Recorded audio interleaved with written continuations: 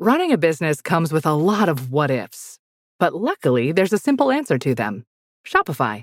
It's the commerce platform behind millions of businesses, including Thrive Cosmetics and Momofuku, and it'll help you with everything you need. From website design and marketing to boosting sales and expanding operations, Shopify can get the job done and make your dream a reality. Turn those what ifs into... Sign up for your $1 per month trial at shopify.com/special offer. Dealing with hidradenitis suppurativa, HS, is tough. But you're not alone. Before I started Cosentyx, I looked at the website and saw it had many years of clinical research. That made me feel confident. Cosentyx secukinumab is prescribed for adults with moderate to severe hidradenitis suppurativa, HS. Don't use if allergic to Cosentyx. Get checked for TB before starting. Increased risk of infections and lowered ability to fight them may occur, like TB or other serious bacterial, fungal, or viral infections. Some were fatal. Tell your doctor if you have an infection or symptoms like fevers, sweats, chills, muscle aches, or cough, had a vaccine or plan to, or if IBD symptoms develop or worsen. Serious allergic reactions and severe eczema-like skin reactions may occur. Learn more at 1-844-COSENTYX or Cosentyx.com. Don't wait. Ask your dermatologist about Cosentyx. 10, 9, 8, 7, 6, 5, 4, 3, 2, 1, 0. Women's Wrestling Talk, the #1 women's wrestling network on the planet.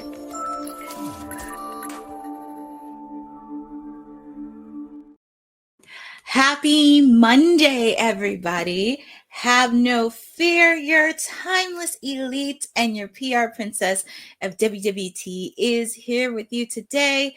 You know, this is the Monday after SummerSlam. Lots to cover, lots of recap happening right now, but I am not alone because I am very excited to have a familiar face to WWT. You know her from WoW. She did the watch along for WWE Unreal, and I'm happy for her to cover the fallout with me.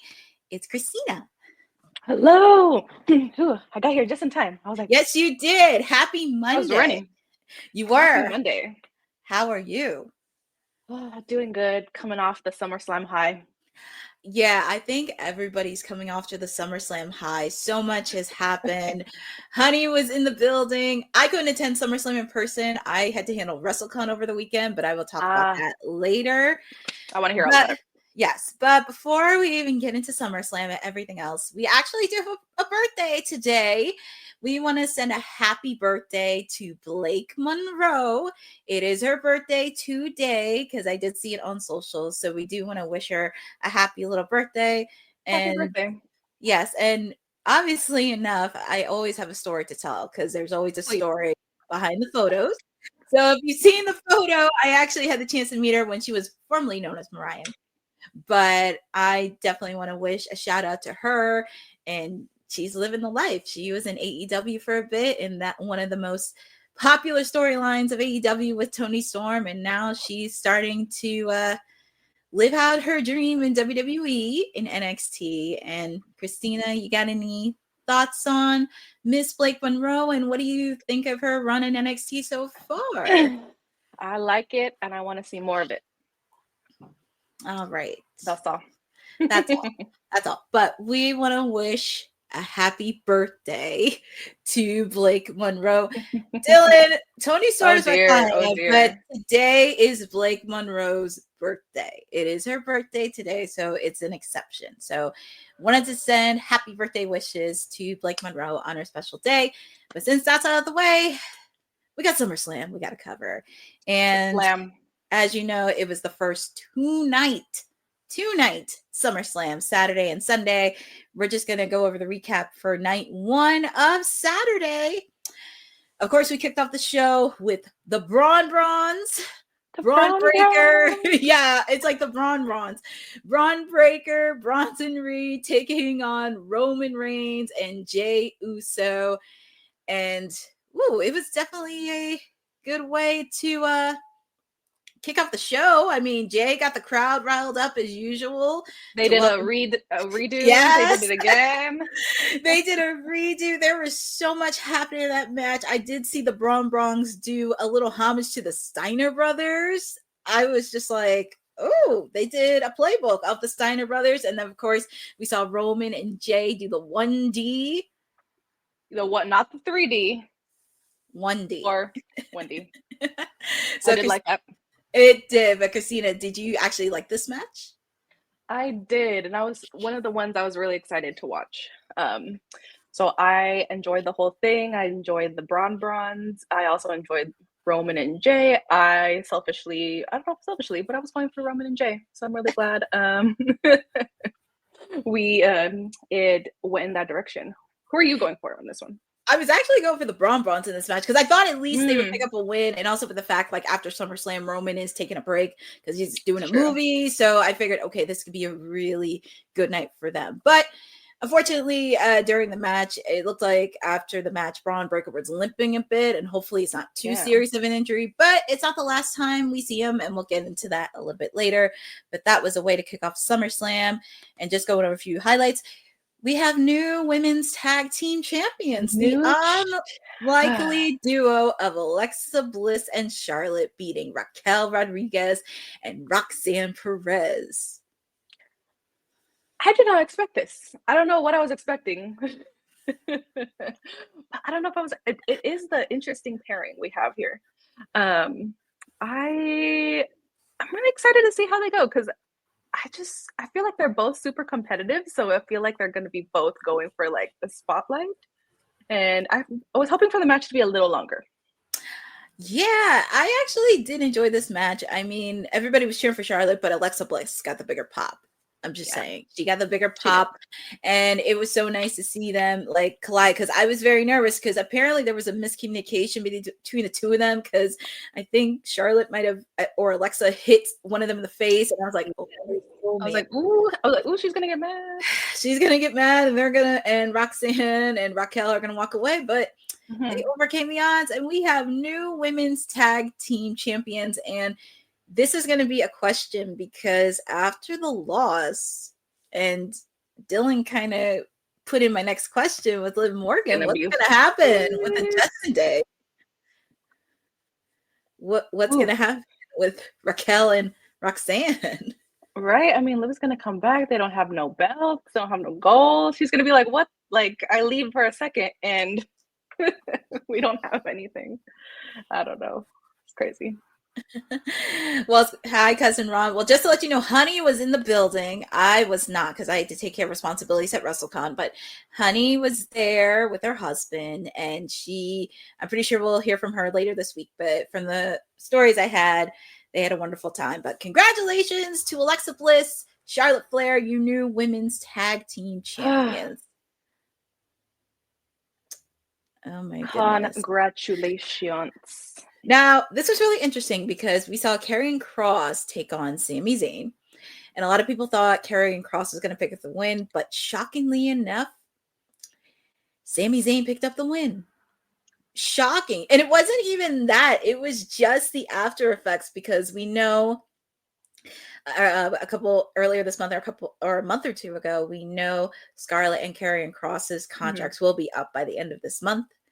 And have heard silence. So, Christina, what do you think will be next for Karrion Kross?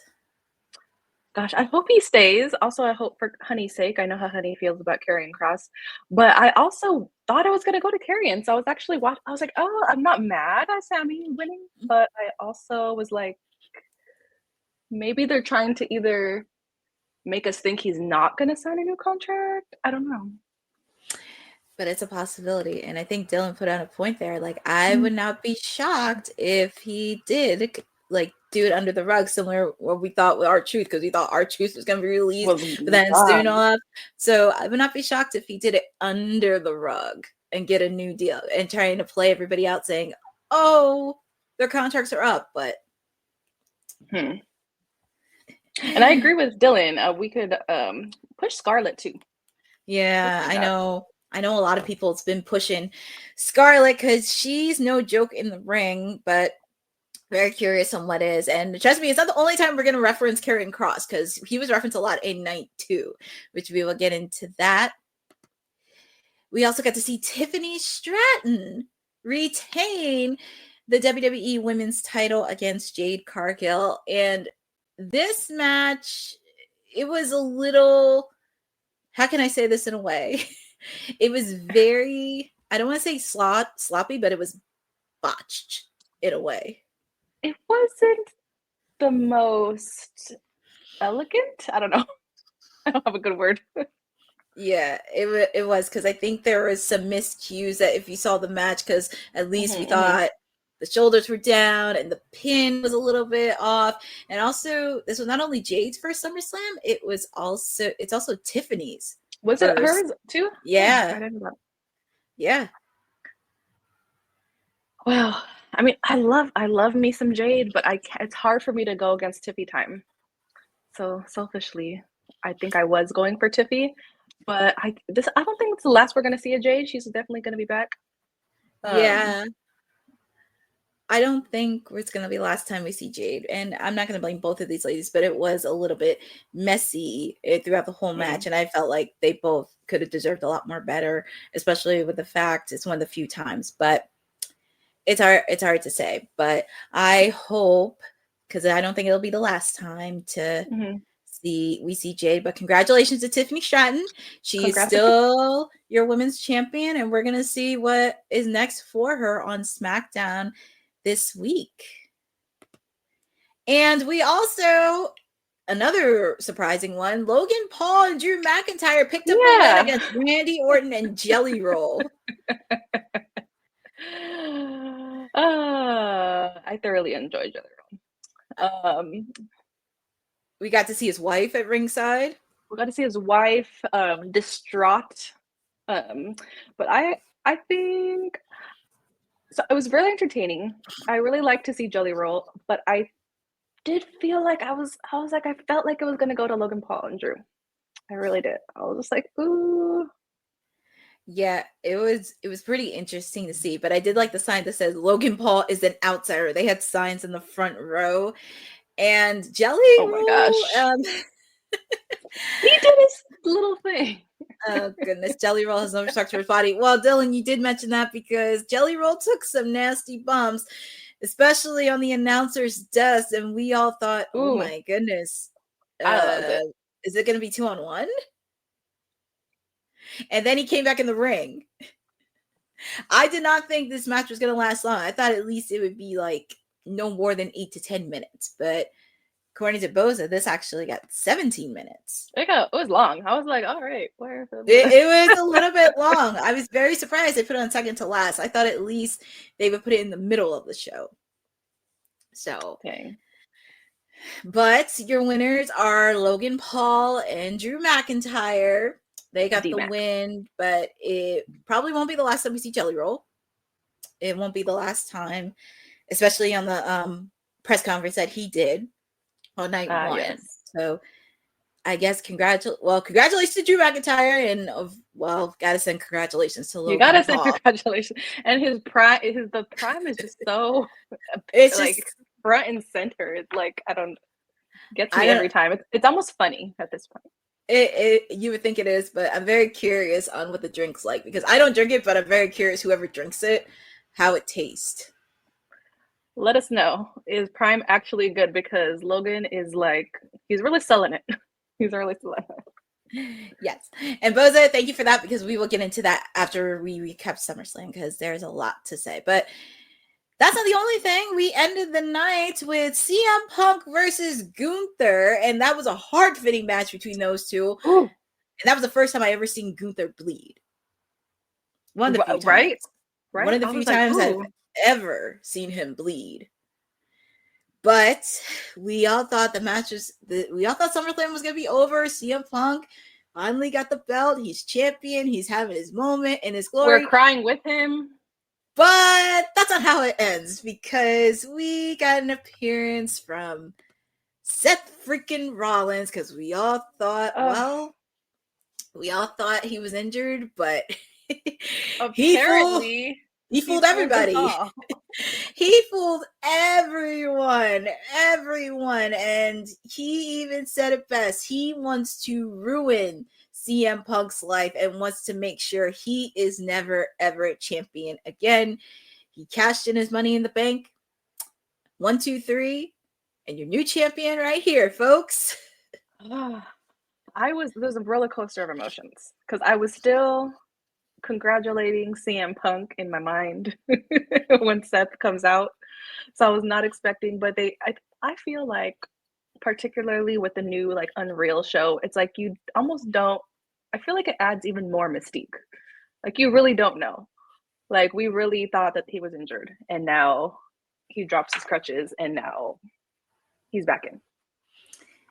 Yeah, it was very interesting and I was very surprised. Well, I'm not surprised, but then it's like, wait, it's the biggest party of the summer. I don't think he would miss this. I don't think so. But seeing him in crutches, Becky. Yeah, they showed the clip of Becky backstage because she was like looking in the back and saying, "Oh my goodness."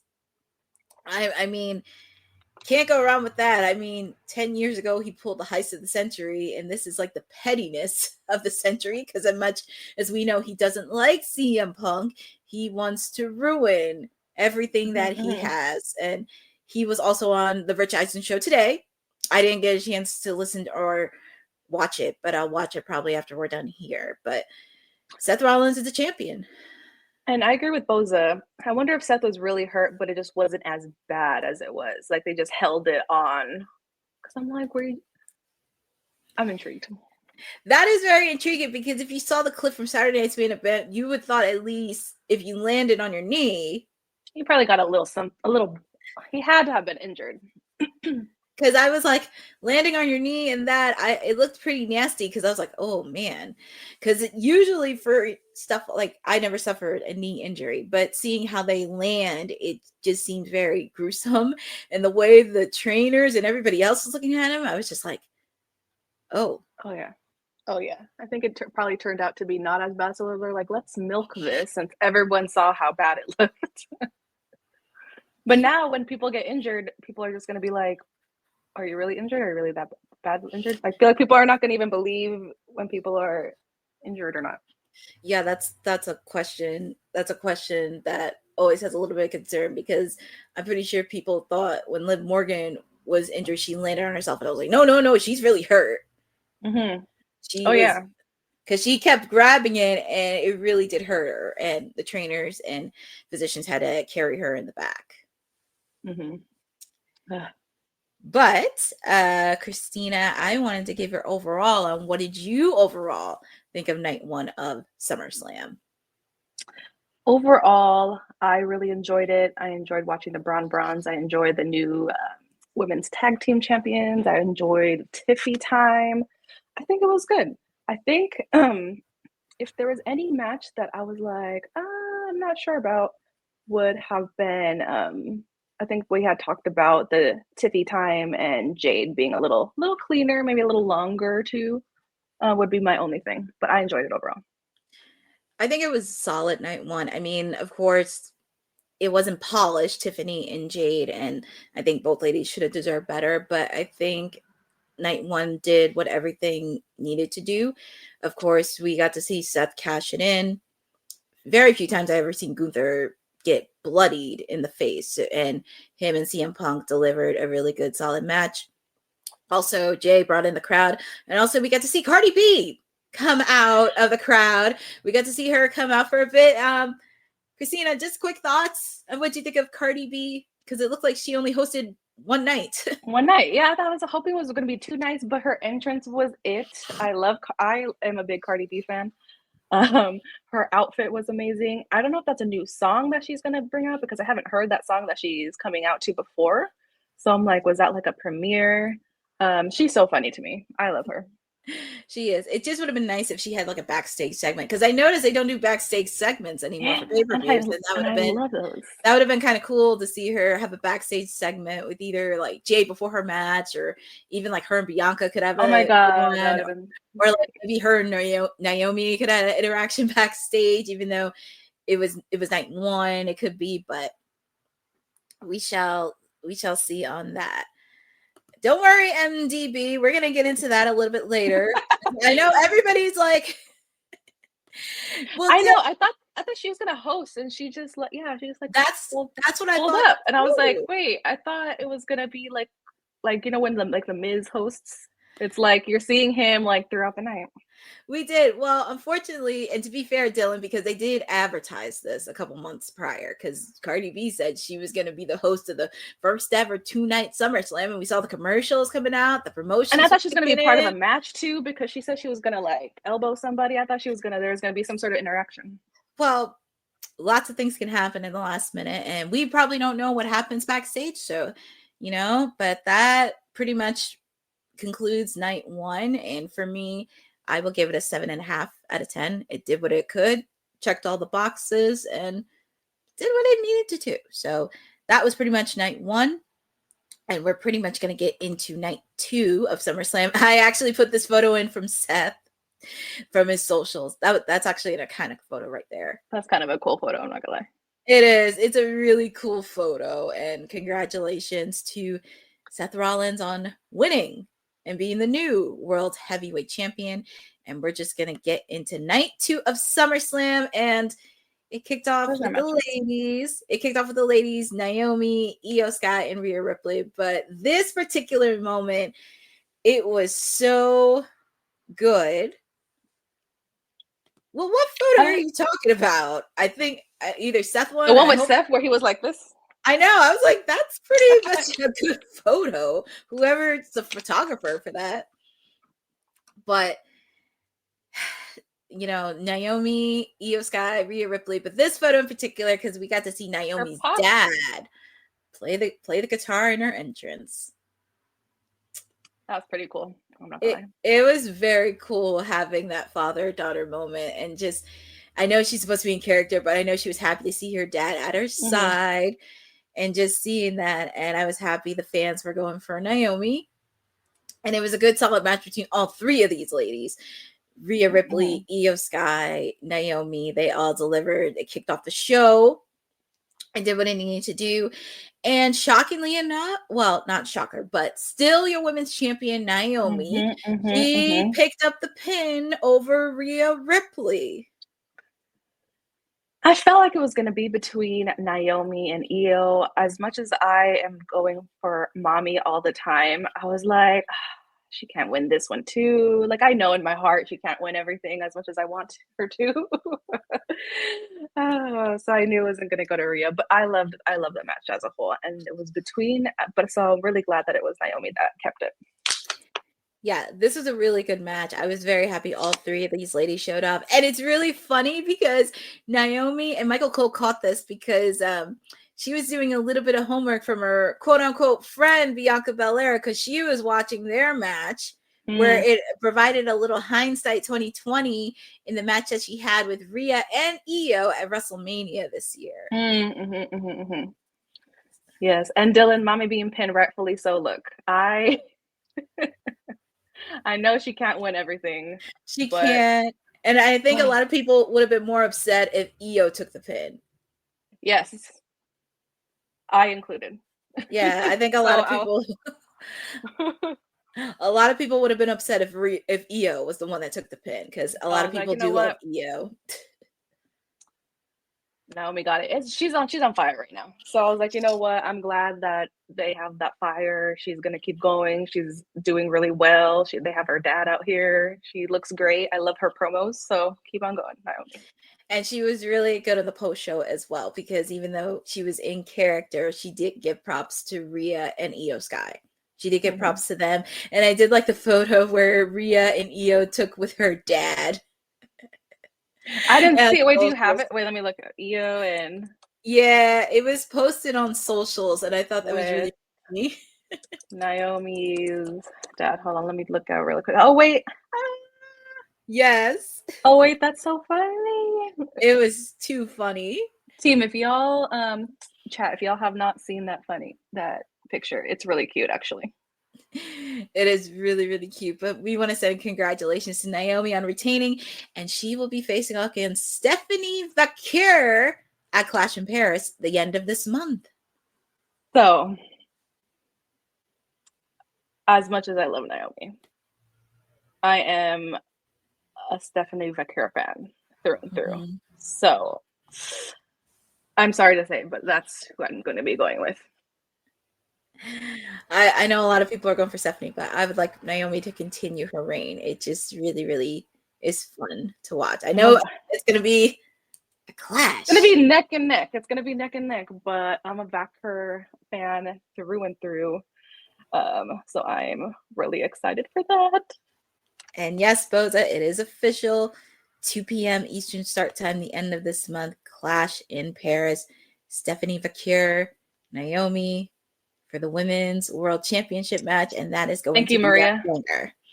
Shout out Maria, who's also a Stephanie Vaquer. There's something up. she is just amazing. And I'm just so intrigued. She just has that something aura about her. She has I need to get aura. that little headband with the things. She has that aura. She just has that aura and has that presence. Neck and neck, MD. Yes, neck and neck. Not Big Ed. They both have necks though. So oh my God, don't mess with Ish like that. Come on now. I can't. But congratulations again, Naomi. Oh, and of course I had to do photo. I know, and TK is not even here, and I was like, I'm supporting Naomi. Look, TK, we're supporting Naomi. I gotta talk about this match. Tables, ladders, and chairs match. Insanity. It was the 25th anniversary of the first TLC match at SummerSlam 2000.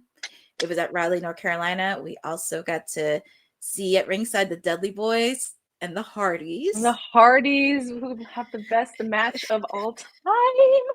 Yes, it was really fun, and we got to see a TLC match, and I will say it delivered everything that you needed to be. And I will say this as somebody that loves tag team wrestling and was very interested in these types of matches. It just really brought a presence in the spirit of SummerSlam 2000. Even go back to like WrestleMania 2000, because even though it wasn't, and this is where I'm going to do Disney a bit, because there's a prequel. Love Disney. Yeah, I'm doing like a Disney on The Little Mermaid, because The Little Mermaid had a prequel where WrestleMania 2000, it had a triangle ladder match. And that was where all 6 of the teams made their debuts at WrestleMania. And that was the match that sold the show. One of the matches that sold the show at that pay-per-view. Then, of course, you had the motion picture with SummerSlam 2000, the first ever TLC match. That was like The Little Mermaid, the main picture. And then you had the sequel, where The Little Mermaid had the sequel, Tables, Ladders, and Chairs 2 at WrestleMania 17. And that's where it made me really think of it. And I was saying this to myself. I was sitting in the back. I said, wouldn't that be cool if B-Fab, Candice LeRae, and Nikki Cross interfered in this match? And surprise, surprise. Surprise, surprise. Surprise, surprise. And yeah, MDB, you can't forget about that match. That was one of the best matches. I think that is my favorite match of all time, to be honest. That was a really 2000. good match. Yep, WrestleMania 2000. But I was so happy to see all 3 of these ladies, because if you did not watch the first TLC match, Lita was the first female to be in that match. And she had a presence in there, and she took bumps. And I got to give credit to my poison little pixie. She is a trooper. She went through a table, and I was just like, she sure did. She did. And this is not her first rodeo. If you saw her in the independent scene, you've seen her wrestling, you know how it is. But Christina, I just want to get your thoughts on this TLC match. What did you really think overall when you watched the entire match? This match was just it was just like so much going on from like start to finish. There was never just like a lull. Like once you think there's a lull, there's someone that's coming out the corner. So this one was really really intense. Ciampa, am I saying correctly? Ciampa. We saw his core strength. Ciampa. I was like, sorry, my we saw his core strength was, I don't know why that was one of my favorite parts, but I was just very impressed by that when they tried to spear him while he was hanging from the belt, and then he just lifted himself up. I know. It was crazy. Like Ciampa had the athleticism and you had the flashbacks because when they did the stack of tables and when DIY went through the tables, it made me think of WrestleMania 17 when Bubba and Matt Hardy went through those towers of tables. My goodness. And then Ciampa was like with Jeff Hardy. He was hanging in for WrestleMania 17. And I thought Nathan Frazier was going to spear him the same way Edge did, but that didn't happen. But it definitely showed a lot of throwback in there. And everybody was freaking out about Candice LeRae. I was like, I hope she's okay. I hope she's okay. I'm like, she'll be fine. She'll be fine. She's a trooper. I mean, this is not the first time we've seen a female because everybody's freaking out like, oh my God, a female under this match. Go watch the first 2 TLCs. Lita was in it. Lita's been in the matches. Yeah, so we'll explain why. But it was definitely one of the best matches of night 2. We also got to see the White Six retain the tag team titles, but congratulations to all the participants in that wild and memorable TLC match. We also had this match. Lyra Valkyria, Becky Lynch for the women's Intercontinental title. And we found out what the stipulation was before the match. If Lyra had to lose, she could not challenge for the Intercontinental women's title as long as Becky is champion. But Christina, I just want to get your thoughts overall on what did you think of these 2 ladies? This was scrappy, and I liked it. It was scrappy. There was a lot of when Becky put the chain in Lyra's mouth and was like pulling it. When the kendo stick, but then the what's the metal thing? It's not a crossbow. Crossbar. And they pulled it out. Like this was pretty intense. I think this one was gonna go either way for me. I did not know it was gonna be Becky for sure, because I feel like Lyra was like really putting in a lot of energy and putting a lot in this match. This is sleeper match of the night for me. Really? I love it. It was sleeper match. I don't want to say it was the best match, but this was sleeper match because this was a good match. And also for me, because I don't think many people, I want to say people did expect it, but this was a really good match between these ladies. And I say sleeper match of the night because it was a really good match. And also with the fact too, Lyra really showed that she can be in the ring. And Wade Barrett actually said something on commentary because he kept calling Lyra Valkyria a pretender. And it made me go back to football season because I'm a huge football fan. And this is when it gets closer to the postseason. And this is where they separate because people are fighting for playoff seeds or whatever. You have to separate yourselves from contenders and pretenders. Lyra shows that she's a contender. She's a very serious contender and continue building off the confidence, her character development, anything that you would. So for me, I am very proud of Lyra Valkyria. She put on a very solid match, and especially doing a moonsault where she had her hands tied to a ziplock, which was a zip tie. Yeah, it was a zip tie. She did it. She did a moonsault. She took so many serious bumps, and I have to give her a round of applause. Lyra Valkyria. She deserves a round of applause. But also, that was not the only thing that happened during the night because we got an appearance from Bayley. I knew she was. I was like, she has to come. She has to come out. But Bayley, then we had a little oopsie. Yes, we had a little bit of an oopsie because we all thought, because Becky was pressuring Bayley to hit Lyra with it, saying, "Do it," and Bayley like, she's not gonna do it. Bayley's not gonna do it. So, but unfortunately, there was a miscue, and Becky Lynch came out as the winner. She's still the women's Intercontinental champion, which the stipulation means Lyra cannot challenge for the title as long as Becky's champion. So, where do you think champion for much longer? Yeah, and Christina, I want to ask you a question because where do you think what is next for Lyra Valkyria? There has to be some sort of loophole that she's going to find. Some sort of loophole where she doesn't directly challenge, or maybe Becky somehow accidentally doesn't keep it for that long, and then she can challenge the new person again. I don't know, but I feel like she is she's just starting. I feel like she's definitely gonna be going on up. Does she go to SmackDown? That's going to be very hard to do with SmackDown because they need to build up for that women's Intercontinental title, because the only other person is Ivy Nile, and she's been with American Made. Excuse me. And also with the fact too, on SmackDown, they still have to work out for the women's United States title because, of course, Julia, which she has the returning Kiana James in her corner. And I think I don't know what's going to happen with Zelina Vega as well, but I think they need to continue building that. So it's good to keep Lyra on Raw and also just continue building up the roster for the women's Intercontinental title. I do see Becky and Bayley meeting. Sure. I know people really want to rush this for Clash in Paris, but for some odd reason, I see this could be, I was going to say Clash in Paris, but I feel like this could be a story that they could tell for Survivor Series. Ooh. Because technically we're kind of on the road to Survivor Series, and SummerSlam is done. That's true. We're on the road to Survivor Series, and really thinking how cool would it be for them to meet? Because yeah, you have Clash in Paris, you do have Crown Jewel in Australia, but it would be cool to have them meet in Survivor Series since it's the final Big Four of 2025. That'd be a good one. There's some excuse me, there's some discussion in the chat. I know there's discussion.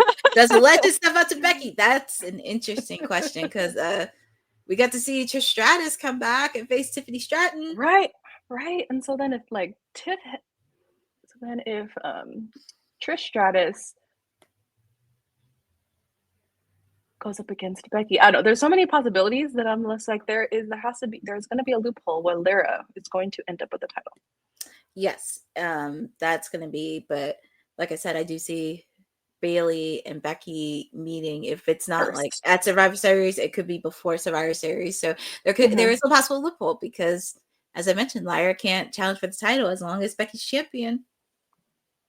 So what does she do in the meantime? Well, we will talk about Raw a little bit later. And also, congratulations to Becky Lynch.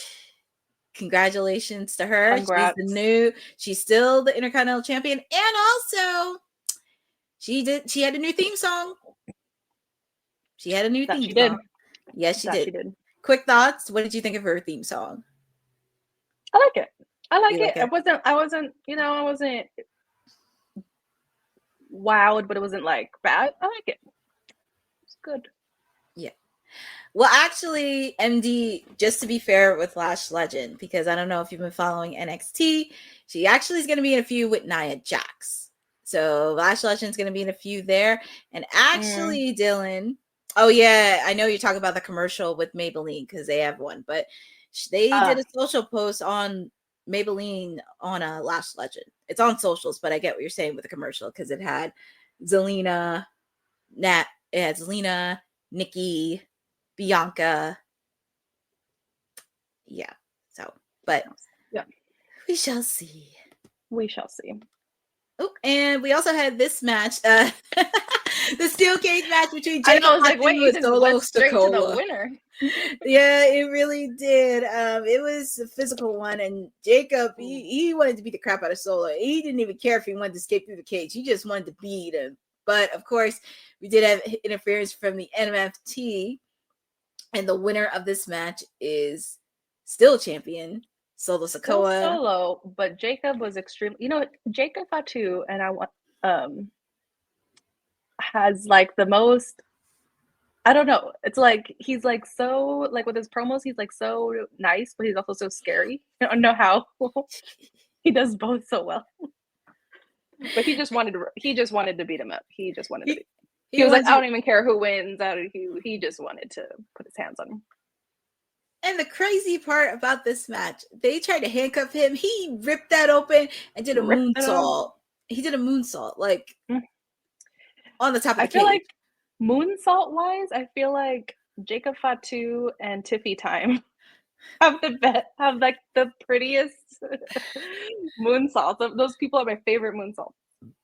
Oh my goodness. Yeah, I have to give credit. And we also get to see Big Jim come to the aid of Solo Sikoa. So it's only a matter of time, because I know TK's been pushing for war games between both bloodlines. She's been pushing it, but we will continue on that, but saying congratulations to Solo Sikoa on retaining. And we also had this match between Dominic Mysterio and AJ Styles in celebration of a match that actually happened at SummerSlam 20 years ago between Rey Mysterio, Eddie Guerrero, and the winner had custody of Dominic. And I just love the reference that they had on Eddie Guerrero throughout this match. Like Dom, of course, paying homage to Eddie, and even with AJ Styles coming in with a lowrider, homage to Eddie Guerrero. Christina, I just want your thoughts, like overall thoughts on this match between these two. It just made me smile throughout the whole match. When AJ came out in the lowrider and he's wearing the Latino Heat shirt, I was like, okay, this is gonna be something.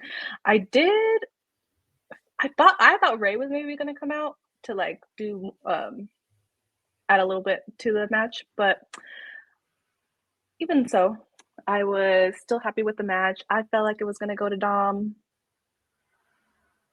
He's the people's Mysterio. Enough said. The people's Mysterio. I will say it was really fun that they just paid homage to Eddie Guerrero, because you did to see the little bits of spirit within Latino Heat, and also with the match that happened 20 years ago to SummerSlam 2005. Those two definitely delivered a match. I was very happy to see both of them. And Dominic, he's comes, even though Dominic is a dirtbag, he is starting to come on his own. He's starting to come on his own and really proving that he is the Intercontinental Champion. He doesn't have to do exactly what his dad does, even though he calls his father a deadbeat.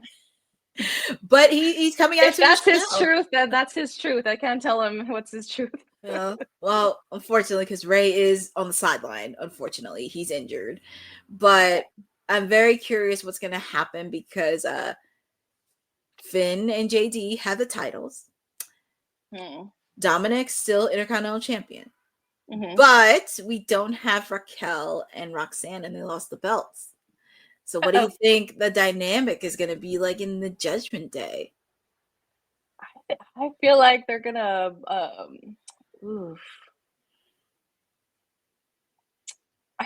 they're just such on high horses when everyone had gold. I just feel like there's gonna be a riff. I feel like it's a cause for a riff for sure, particularly among this special group. Yeah, I think there is a possibility, because when they have gold, they're on top and they're everything. But if somebody loses gold, it's like it goes sideways. And also for the fact too, Dominic has a big match in AAA, because he's going for the big one. True. He's going for a triple Mania. I mean, could you imagine if he was double champion? I would. He is the people's Mysterio. So I feel like that would only be fitting, to be honest. Like, thank you, Dylan, the greatest luchador of all time. The greatest. I'm pretty sure if Councilman was here, he would love you for that, Dylan. Congratulations, Mysterio, and congratulations to Dominic Mysterio retaining the Intercontinental title. Very curious on what's going to happen next, and we'll talk about Raw. And then, of course, we have this main event match. It was a gruesome street fight between John Cena, Cody Rhodes. I feel like it was like, when it's a street fight, I expect a street fight. Like, I expect them in the streets for sure. I wasn't disappointed, but I'm still trying to figure out the angle of Cena going back to his old self, because I don't know how I feel about it. Right now, I don't like it. I thought that was a play, and that was gonna reverse back same day. So now I'm just like, that was a distraction for me the whole match. And then at the end of the match, I was like, no, but heel Cena was the first time I bought Cena merch. Really?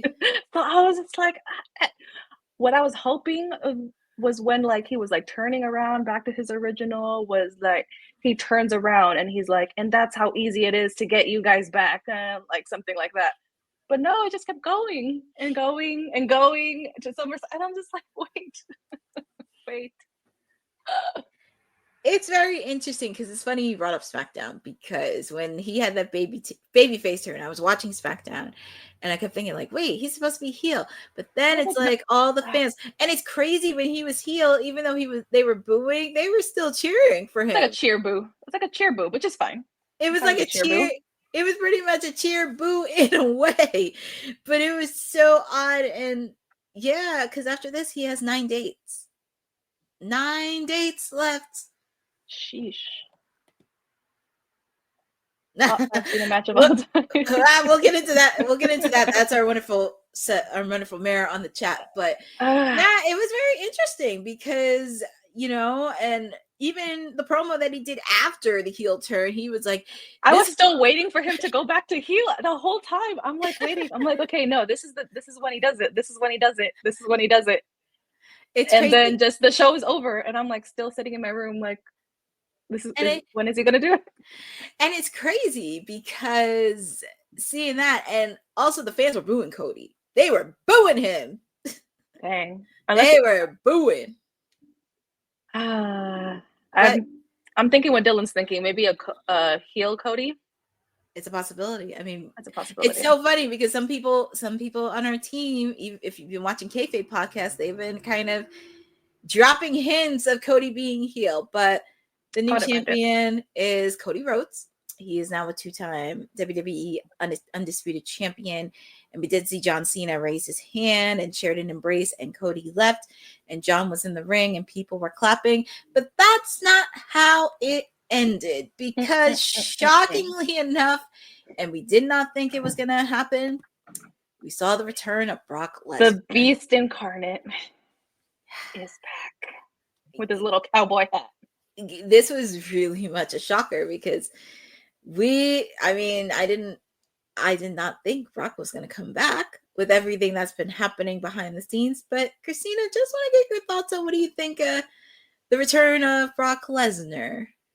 I'm here for it. I feel like maybe this is going to be either helping Cena go back to heel or helping Cody turn heel or something. I want to see him integrated into this. That would be fun to see. Yeah, so this was actually someone made Are we really talking about little advice here? I can't. I really can't. But it was a good return overall. It was a good return because I wasn't expecting to see him. I wasn't expecting to. I wasn't. Look at the fan in the background. Look how shocked he is. I know. It's crazy.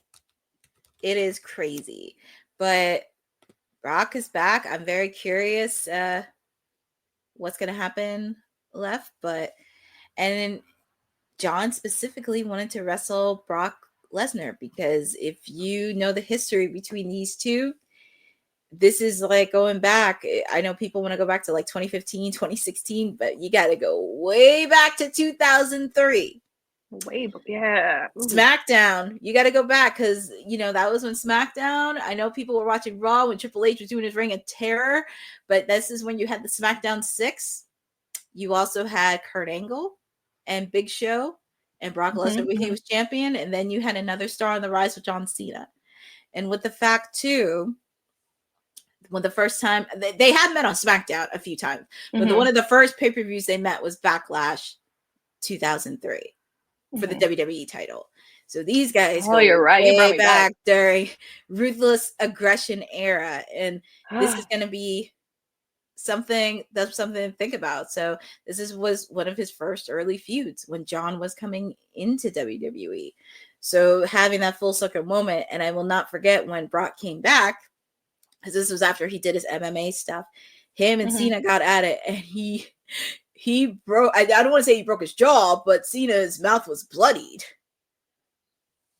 And they had to get the entire roster to come out. But it's going to be very interesting to see with SummerSlam. But Christina, just want to get your overall thoughts on SummerSlam. What did you think?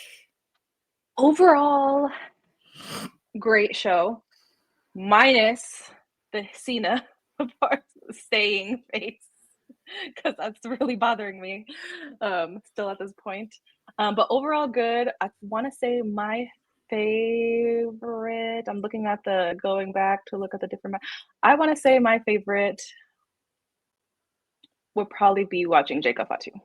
Night 2 was better for me. I would have said night 1, I would have said like a 6. Night 2 is like a 7.5. Yeah.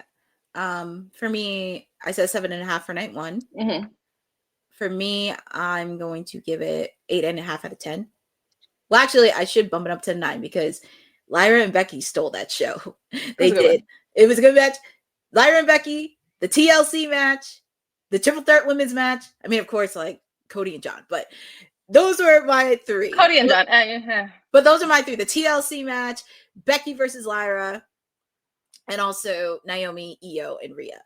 Like, I enjoyed it, and that really put in there, but definitely want to give it a solid.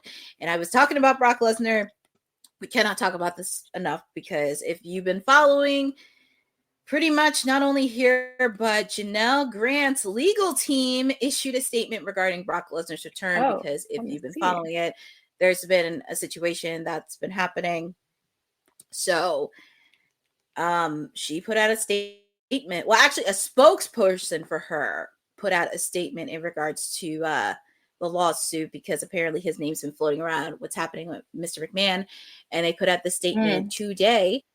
For far too long, abuse was allowed to thrive under WWE's leadership. Instead of righting this wrong, WWE has nothing to ensure that those responsible are held accountable. And the statement further reads, "This attempt to sweep misconduct under the rug will backfire. We look forward to the full set of facts, including those about Mr. Lesnar, coming out in a court of law where they belong. But in the meantime, we refer you back to Janelle Grant's updated complaint, which outlines in detail the abuse she endured by McMahon's and others while employed at WWE." Thoughts? Interesting. I mean, gosh, I don't know. What my stance is just like, if whatever allegations are proven to be true, it's just hard. But when it's like this, it's still, the details are still so ominous. It's like they don't give me enough information, and I think that's on purpose. So I don't know.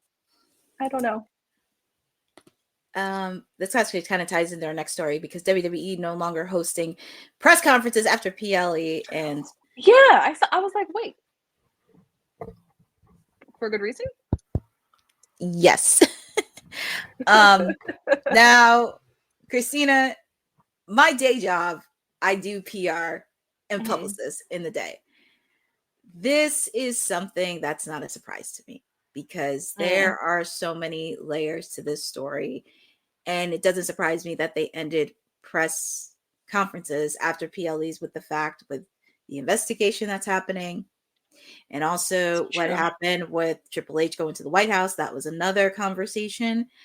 It does not surprise me at all, because this is some of the stuff that it was going to come out sooner or later. But this is where transparency needs to come into play. And especially with the fact, if I was a publicist working for an industry similar to this, I would probably be transparent and just be honest about it. I mean, it's more to it than just thinking, oh, okay, this, and this, because this is something that's not going to go away.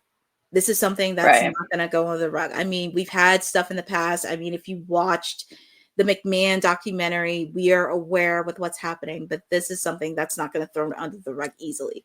This is something that they're going to have to face. And also with the fact too, if they are going to do press conferences, I would be very strategic on who you bring in that press conference.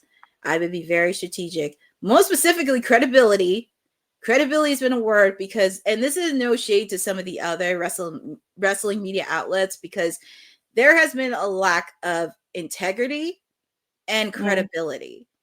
And especially on socials too, because yes, you want to be professional when you go in person, but also you want to be professional and provide social etiquette on socials online. Yeah, that is not going to slide.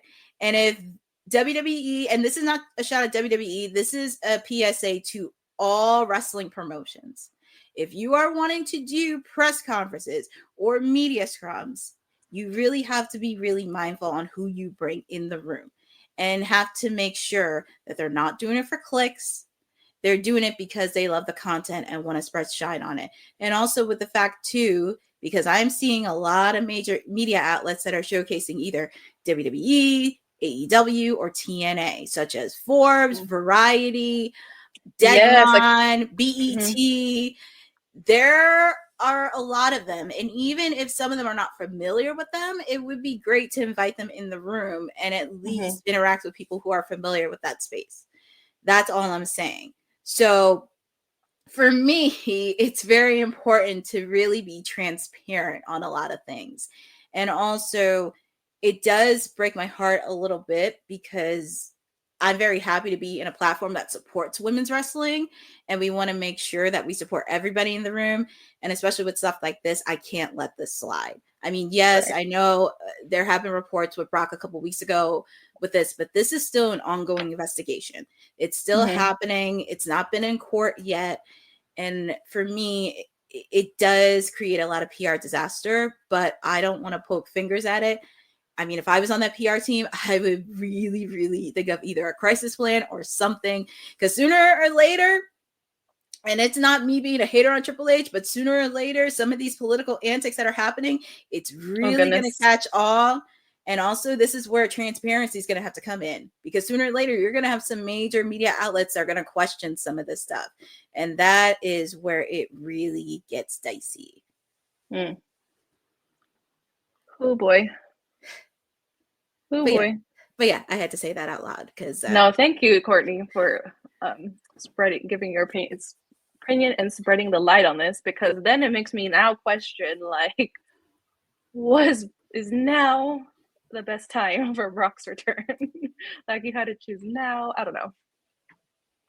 Yes, and yes, Dylan, I mean, to be fair, there's a difference what Sammy said and also this too. So I'm just trying to be fair on this one, because I will say this: if Tony Khan did something similar to this, they would be on his head. So, but I think this is something all wrestling companies really need to consider, especially if you're bringing in PR teams and media. Yeah, they're going to do a lot of shitty things, but this is something that they really need to consider, because if you want transparency, you're going to do stuff that's uncomfortable, and just tell the truth. That's all you need to do, is tell the truth. Just do it.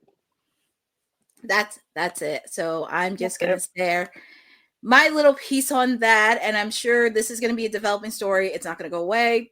We're going to be very counter on it. So yeah, Boza, I had to rip the Band-Aid off, because rip it off. You had to rip it off. So that is SummerSlam. And also, we did find out next year they will be in Minneapolis, Minnesota, for another 2-night SummerSlam. And also, Christina, I want to ask your thoughts on this, because everybody in our chat was not very critical of the 2-night SummerSlam. What is your thoughts overall? Do you think SummerSlam should still be 2 nights, or should it just be 1 night? So my stance, it's so hard, because there was a time where I was like, I'd make it 5 nights. Like, I just was like, would want like as much as possible. But like now I feel like they're going to add more of the PLEs to be 2 nights. And I just feel like it's a lot. It's a lot. Yeah. And I just feel like it's too much with, then there's just more of a chance of either not putting like a match, not letting it get to its full potential, or like filler matches just to kind of like make it go longer. Like we can do 1 night. I do agree. I think for SummerSlam, because WrestleMania, I didn't have a problem with it 2 nights, but since it's a SummerSlam, it's your biggest match of the summer, I do think it should be 1 night. I know they tried to do it this year. I'm very curious on how they're going to do it with Minneapolis next year. So that's going to be something to think about today. That's going to be something to think about. Yeah, and it's about it's a money grab because because it can be 3 days and we'll all still go. I know that's going to be very interesting to see, because if some of your big fours are going to be 2 nights, that's also going to be more money out of our pocket. And also we got to start planning. And also with the fact too, I'm very curious on what they're going to do. Like, even if you're not doing press conferences after PLEs, are you still going to do media day? Exactly. But a lot of it happening to come. Lots happening. And just a quick little news. I didn't do slides on this, but Rhea Ripley. Yeah, what the heck? Oh goodness. I feel like it's like a cycle that's happening. But Rhea Ripley, outside of tweeting that she does not like SummerSlam, apparently she mentioned that a fan showed up at her house on Valentine's Day. She was on an appearance on the Cheap Heat podcast at a SummerSlam weekend media event. WWE Rhea spoke on the importance of setting boundaries with fans, detailing a frightening incident where a fan came to her home. She also discussed her desire to be open about her own struggles to connect with the audience. And she explained why sometimes she has to publicly remind fans to respect their privacy. She mentions, I feel like we have to, because it's like they forget. Some of them, not all of them, but some of them do think that they own us because we are on live television weekly. And I don't stand for that. I'm a human being. While everybody has their own space, like go home and relax and not to worry about some random looking through your window or knocking on your door. And then she goes into the incident that happened on Valentine's Day. I had someone rock up on Valentine's Day, this past Valentine's Day. And luckily I was in Australia, because like she just stared into my Ring camera. She left like a poem under my doormat saying like, we're the sun and the moon and we're meant to be together. And I was like, if I was home, I would have answered the door, and I would have been so uncomfortable. And I don't want to feel uncomfortable in my own damn home. Stop being weird. Stop being weird, people. It is very hard. And, I feel like since this is the platform for women's wrestling, we're still going to have to talk about it. We're still going to. And you're lucky Buddy Matthews was not in the house too. I know. That's true. I mean, could you imagine Buddy Matthews coming in and be like, why are you stalking my wife? Why are you stalking my wife? Like, it's not hard. Don't be weird. Like, I feel like there's many times during the writing of the poem, the driving to her house that were like checks that you could have stopped yourself. There are just so many things. It's just stop being weird. And even when I was at WrestleCon over the weekend, there were, I'll get into WrestleCon a little bit later, but it's just crazy how some of them are just so weird to these wrestlers. Like, even when I was with my friend who was meeting Mina Shirakana, it was like, Mina was so nice, but it was just like, it was just a little bit odd. And even when they were in line for my client, Tony Storm, it was just like, not your client. I know. I'm just like, oh boy. But we'll talk about WrestleCon in a little bit. But yeah. And then they're going to think we're all like that. We're not all exactly. We're all weird to like an extent, but like not that kind of weird. We're not that kind of weird. And it's all you have to do is just go up to them and just be yourself. Like, go be yourself and just see what they want. And I can see why a lot of these wrestlers who are still single in the dating market, I could see why they just close some of this stuff, because they don't want to deal with it. It's not that hard. It's not that hard to do. So just stop being weird. But anyways, we go from Rhea to now another favorite of ours, Chelsea Green. Chelsea Green, the inaugural Women's United States Champion. She expressed her frustration that the Women's United States Championship was not a part of this weekend's SummerSlam event.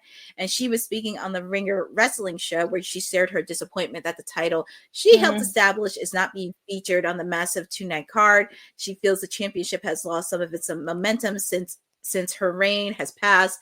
She quoted saying, "It definitely makes me upset. I feel like I really put in work with that title. So it does make me upset. I feel like I laid the groundwork for this title to mean something. And unfortunately, we've taken a step back from that.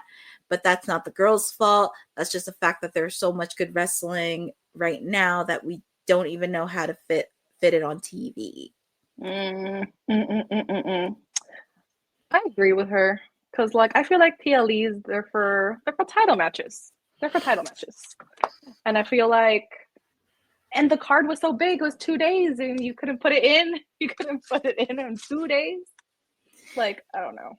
It is crazy, too, because it was defended the night before SummerSlam on SmackDown. And I'm like, no, this is a PLE.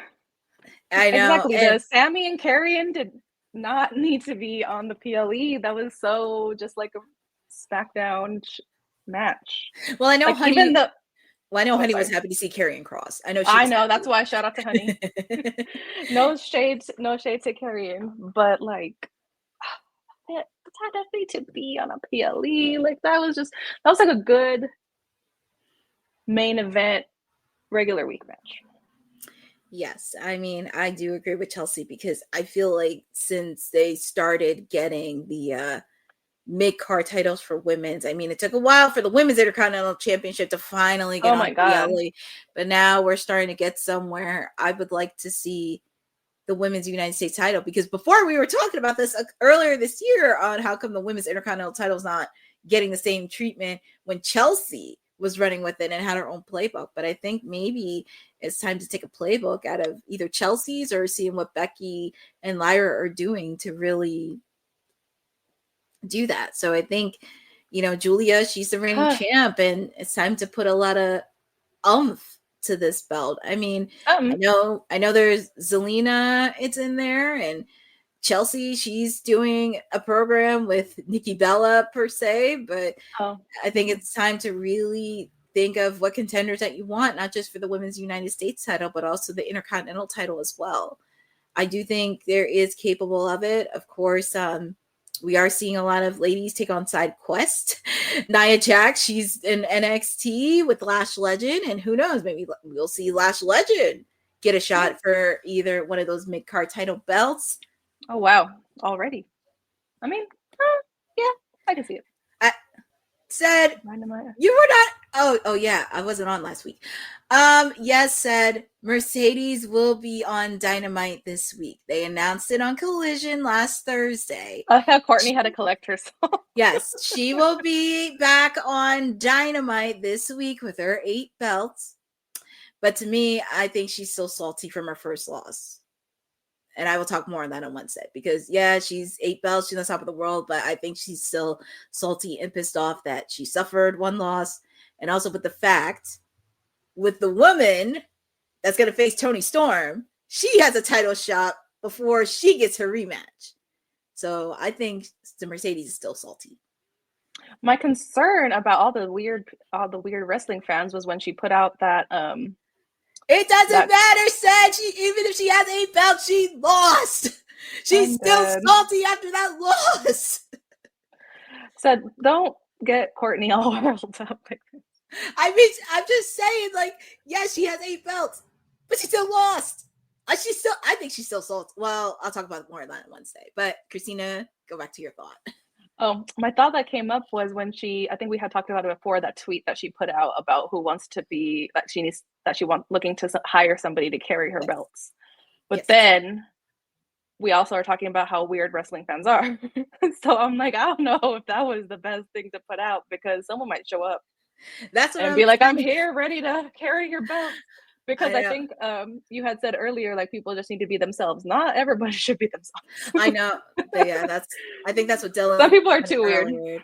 Yeah, I kind of noticed that even like when we go to wrestling conventions, it's like, oh my goodness. even it's so odd, but I don't know. And even Saraya was there too on Friday. I mean, I was like, yeah, she was there. But I don't know. It's we shall see. I mean, if I were her, I would probably take somebody that's either a publicist or somebody that worked with a wrestler. Like, don't go on Twitter. Don't put that on Twitter because you're gonna have people showing up to God knows where you're at. Yeah, and I don't want to. Taking you up on the offer, thinking that you're serious. Yeah, so, but yes, Mercedes Moné will be back on AEW Dynamite. And speaking of AEW, it has been announced on the New York Post. Us know. AEW Full Gear will be back in New Jersey at the Prudential Center Saturday, November 22nd. Wow, did you set this up, Courtney? Did you? I didn't set it up. Actually, it was announced today. It was announced today. It was big. It was one of the big news that came out of AEW. I mean, I don't know how frequently you watch AEW, Christina, but not as frequent as I would like to. I will say, but I would like to more. There's just so much. We're just at a time of so much wrestling. I'm just trying to catch up with just my traditional Raw and SmackDown, because even those sometimes, and then you miss a week and now you got to catch up on 3 hours of one show, 2 hours of no show. I have to take like PTO just to catch up on wrestling. It's crazy. I know it is crazy, but yes, both of that is true. We got the rest of it for 2025 because, as we know, Forbidden Door will be in London, All Out will be in Toronto, Wrestle Dream will be in St. Louis, Full Gear is going to be back in New Jersey, and we're going to have World's End in Chicago. So, but your Timeless Elite's going to have a busy filled day calendar because I kind of want to go to this. So I have to work out a deal with Boss Lady because we're trying to get in. I mean, look, if WWE ain't doing post shows, I'm more than happy to make our own post show. Exactly. I'm more than happy to be in those media scrums because it was really fun being at Dynasty and got a question answered by my client, Tony Storm. So I wouldn't mind being at Full Gear for the press conference. So, but yeah, it's going to be back in the, yep, Cousin Ron. Yeah, we will be talking about WrestleCon in it shortly. But yeah, that's one of the big news of AEW. They will be back at the Garden State on Full Gear Saturday, November 22nd. But we got Monday Night Raw tonight from the Barclays Center in Brooklyn, New York. Yes. Coming up. Stay tuned. Is there going to be a watch along? I don't know. I mean, you got to ask Seth. I don't know if the check has been cleared. I don't. Check. Seth only gets up if the check is cleared by 8 a.m. If the check is not cleared by 8 a.m. I mean, if you're not going to get a watch along, you make it a post show. Post show. I can name 5 better Tonys. You are so not. 5 better Tonys. Okay, you go ahead. You go ahead and do that. You go ahead and do that. I mean, maybe 5 Tonys. I mean, there's Tony Storm, Tony Khan, Tony the Tiger. I'm just trying to find other Tonys. Tony the Tiger, Tony Romas. Oh anyways, Lord. Oh God, but yeah, let's give this clip for Dylan. But yes, Monday Night Raw. Back to Raw. Yeah, Monday Night Raw will be in Brooklyn at the Barclays Center. We'll continue the fallout after SummerSlam. We already know it's going to be Sheamus versus Rusev, 1-on-1. Again, these two are going to really put out a physical matchup, and we also can continue the fallout for SummerSlam as courtesy of General Manager Adam Pearce. We're going to have an appearance of the new women's tag team champions Alexa Bliss and Charlotte Flair. They will be in the house in Brooklyn, and we're also going to have an appearance. Oopsie. I guess I did an oopsie, but not only that, we're also going to see an appearance from Becky Lynch. Still Intercontinental Championship match. So we're gonna see what she says next because now we know Lyra can't challenge her for the title. All this and more happening for SummerSlam. All this happening on Monday Night Raw on 8 p.m. on while she cannot challenge. I'm stuck on the part while she's champion. There's some sort. Oh, and we have no watch along or post show until further notice. Thank you for letting us know. Okay. But, so we'll all be watching independently. but, and then we will commiserate on Wednesday. Yes. And Christina, was there anything that stood out to you on Monday Night Raw that you want to see? Outside of Becky, of course. Outside of Becky, I want to see, just waiting. I just want to know what type of foolery Seth is going to come out on. I want to see his gloating little self with his extravagant clothing. I just want to see what he's going to say.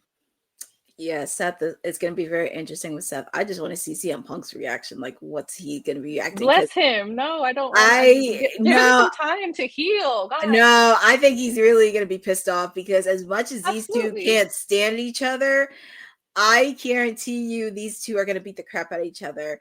And I know people are itching for Seth versus Roman for WrestleMania next year. I could see Seth and CM Punk going at it next year. Oh gosh, I wonder if they'll bring out Brock again. Hopefully not, but I think it's going to be probably SmackDown. Yeah, SmackDown, because that'll be must-see TV. But yeah, I mean, CM Punk, he's probably still pissed off. Also, Gunther after he lost, really curious on his reaction, and hopefully we get to see LA Knight back on TV. I know. Wait, I'm behind in the things. Where is he? Well, apparently after he had that physical with the Braun Bronze and everything else. Well, that's right. That's the last time I saw him. Yeah, and even on Saturday night's main event. I haven't seen him since. Wonder if he's hurt, on vacation. Well, we shall see. Both. Hopefully we get to see LA Knight soon, because I wouldn't mind seeing him back in the main event fold, whether it's SmackDown or Raw. I miss him. I know, I miss him too. But that's Monday Night Raw. And just a little quick recap, because I know we talked about SummerSlam this last week. Honey was in the building with her husband Pachu at SummerSlam. I was doing work for WrestleCon this past weekend. I will give an overall, it was a very nice experience being at WrestleCon. It was interesting. It was actually interesting because normally you go as a fan, but me, I had to work. It was very congested. The first day was congested because because they had top tier stars. Like you had Will Ospreay, Kazuchika Okada, Saraya, all in the same room, and the lines were long. Actually, Will Ospreay's line was basically long at the door. Jesus. It was very crazy. And even for that, it was weird how they did like vendor and media, because normally there's a section for media. And sometimes you kind of had to reel in and do it yourself in a way. So thankfully, I brought our business cards for WWT because I told them I was a legit podcast. I wasn't making anything up. We're not a weird fan that's making things up. Just no, no, we're not. And I had the chance to interview Indy Hartwell. I was very happy to interview Indy because she didn't have nobody at her table, and she was well, she did, but like everybody wanted Zilla Fatu. Like he had a long line, and Indy. I'm not gonna say that would have been me, but I would have also went to Indy. And I had it, and it was really nice. The person that was booking her, she was very nice as well. I got to interview Indy for a bit. She was talking about her tenure at TNA, picking up a win against Tessa Blanchard, and it was really great. It was really great interviewing her. I had the chance to interact with a few wrestlers as well. Of course, Mark Henry, who was a friend of the podcast. He was very approachable. I got to see Jacqueline. She's familiar with our podcast. Thunder Rosa, Nyla Rose, they're familiar with that. I even had the chance to chat with Will Ospreay, even if it was for 2 minutes. And I told him who we were.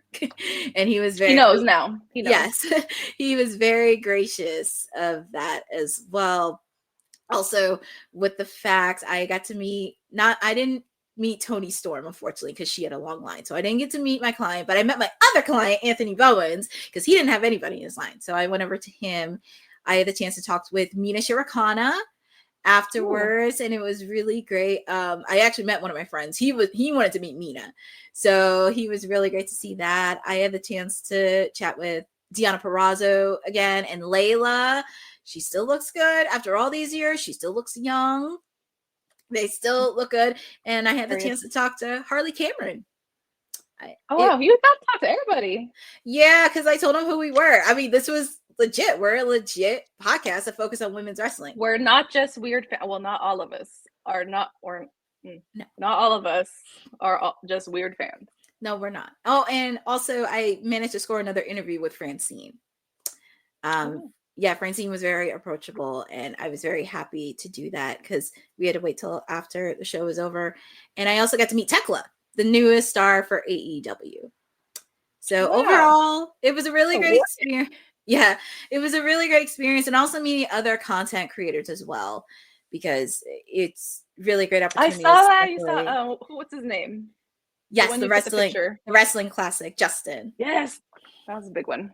It was. I didn't even recognize it was him, and I was like, "Oh, hey!" So me and him started talking, and then I got to meet Malcolm, the one that does the Waffle House order. I met him in person, so it was really nice. Yes, so it was really nice to have that experience, because for me, even though I didn't take a lot of photos, it was so nice just having conversations in person with some wrestlers I never would have expected. Like I didn't even expect I would chat 2 minutes with Will Ospreay. I did not expect that, but it was a really great experience, and they're going to come to Vegas next year, so hopefully we see some of the crew and get some content in, and we shall see. But yes, Cousin Ron, just to let you know, they did have a House of Glory show over the weekend, and Bully Ray is the new champion. He lost in controversial fashion because Ricochet came in. Ricochet interfered in the match, so Bazilla is getting his rematch at House of Glory in Philadelphia when they come to Philly. So, and then speaking of Zilla, I don't know if you heard about that. There's some rumblings, of beeflings, goings ons. Yeah, unfortunately, big Rikishi about Zilla. It got so bad, even his own mother had to come in. Oh, Mom, I am the way Mama Zilla goes for her son is unmatched and unparalleled. Let me see if I can have Mama Zilla defend me against just like anybody, and then I need Triple H to call me and give me like a pep talk in the morning like he does on Unreal. I feel like I'd be able to get through anything. Yeah, she goes hard. Yeah, that is. But it was really fun. I was very happy. Like me and Honey, we did what we had to do. And plus, lots of stuff to come. Lots of stuff happening this year. But I think it's that time, Christina, because we got to get ready for Monday Night Raw. Go eat a snack. And where can the people find you? People can find me. For the people, the great people, we tried, let me just tell you, to have a WoW show today, but the stars were not aligned. Me and TK were sitting right here, and both of our Hulus were not working, so we tried. We're going to try again tomorrow on doing a WoW watch-along post-show. We're also going to finally do a couple episodes of LFG, which I'm really excited about. And when the stars align on WWT Live. So right here. So I won't tell you when I'll be here. So you just have to tune into every single episode to see if I'm on there. Well, the people can always find me chirping sporadically on WWT Live throughout the week whenever I can.